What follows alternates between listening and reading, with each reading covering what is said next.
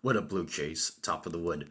Okay, real fast before I get into anything, uh, Dave Chappelle, he was attacked on stage by some crazy person, but he's okay, and they end up getting the guy so good. So hopefully that guy gets locked up. So I'm glad that Dave Chappelle's okay, and I'm a big fan, so I'm glad he's doing good. But okay, now let me get on to this topic. And okay, this is gonna be a weird topic, but I want to say it. Um, there's something very weird going on with the United States Air Force. I can't speak about all the air forces in the world, but the United States Air Force, there's something very weird going on with the Air Force.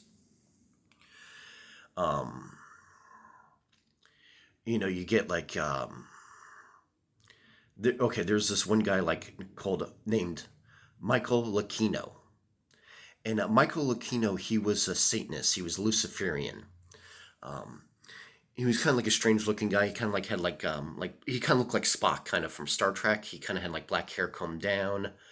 Um, he had like these weird eyebrows that I don't even know if those were his real eyebrows. He might put on fake eyebrows, or maybe those are his real eyebrows.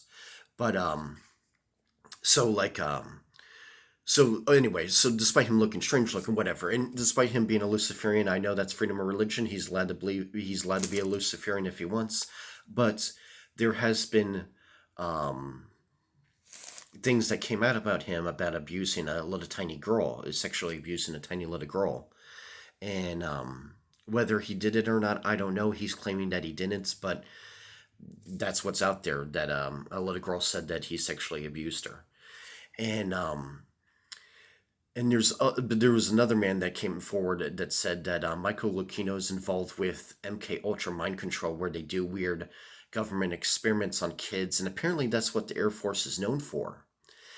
And there's just like a lot of weird things about the Air Force, besides even Michael Lucchino and MK Ultra and devil worshipping and child abuse.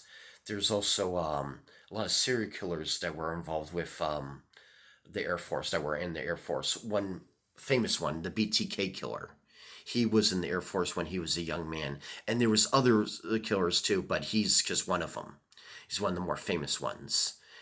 And there was another man that said when he was in the Air Force as a young man, he was actually attacked and gang raped by three other Air Force men because it happened on an Air Force base. He wasn't just walking.